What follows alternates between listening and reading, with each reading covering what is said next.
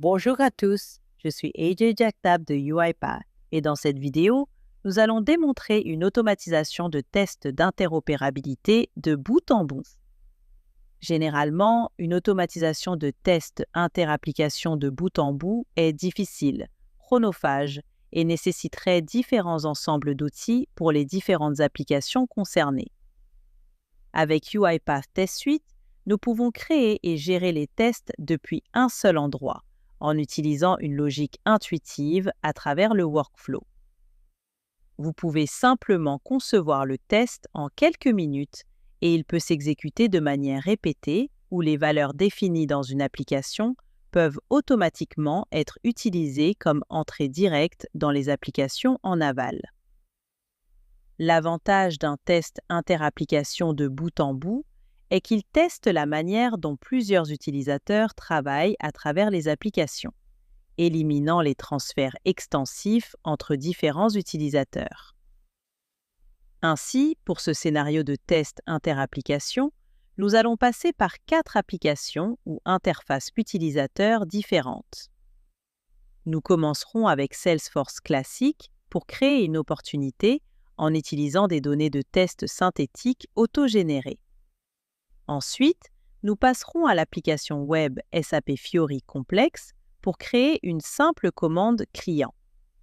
Nous utiliserons ce numéro de commande pour créer des documents de livraison et de facturation dans SAP WinGUI. Et enfin, nous conclurons notre test en créant un fichier de données dans AS400 via un émulateur écran vert. Et pendant l'exécution de bout en bout, il exécutera également quelques étapes de vérification que nous examinerons. Très bien, passons maintenant à UiPath Test Manager et exécutons le script de test automatisé. Maintenant, j'ai configuré mon robot pour s'exécuter sur mon bureau pour l'automatisation sans surveillance. Il démarrera donc l'exécution sur mon bureau avec l'application Salesforce classique. Il effectuera le processus de connexion et démarrera le processus de création d'opportunités. Et comme je l'ai mentionné précédemment, il utilisera des données de tests synthétiques autogénérées pour créer l'opportunité. Il peut également récupérer les données de test à partir de diverses sources de données comme MS Excel, des fichiers flag, une base de données SQL ou en fait, toute base de données à laquelle nous pouvons nous connecter via une connexion ODBC ou API.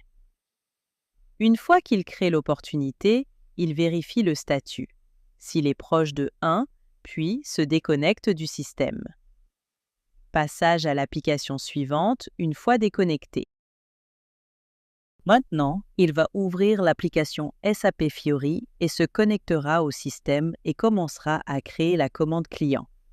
Il va donc saisir les données nécessaires comme le type de commande, la zone de vente, puis il saisira les informations d'en-tête comme le donneur d'ordre et le destinataire, ainsi que la référence client. Il va utiliser le même nom d'opportunité que nous avons créé dans Salesforce.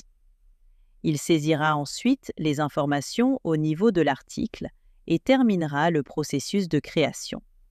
Le numéro de commande client généré par SAP sera analysé et utilisé pour l'application suivante, qui dans ce cas sera l'application SAP WinGUI.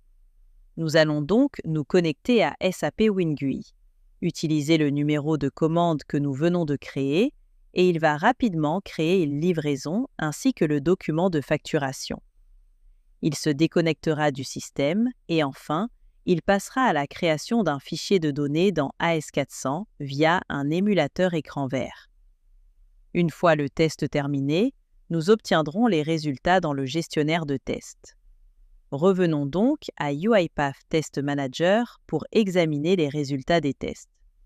Ici, il indique que le test global a échoué. Vérifions cela. C'est le dernier que nous venons d'exécuter. Permettez-moi de l'ouvrir. Ainsi, dans le test, nous avions 5 assertions ou 5 étapes de vérification. Les 3 premières ont réussi, où la première a vérifié avec succès que le statut de l'opportunité était fermé 1. Les deuxième et troisième étapes ont également réussi, où il a créé avec succès la commande client et les documents de livraison respectivement. 2 ont cependant échoué, où il a tenté de créer un document de facturation, mais a échoué en raison d'un statut de traitement incorrect. Puis, il a essayé de créer un fichier de données avec un nom qui existe déjà dans le système. Je déroule les étapes. Nous pouvons également vérifier la capture d'écran prise lorsque l'échec s'est produit. Maintenant, si j'ai connecté un outil ALM comme Jira ou Azure DevOps ou tout autre outil ALM présent dans le système, connecté à mon gestionnaire de test et créé facilement un défaut pour les clés de test ayant échoué depuis le gestionnaire de test lui-même. Ainsi, lorsque j'actualise, vous verrez le numéro de défaut être autogénéré depuis Jira dans ce cas.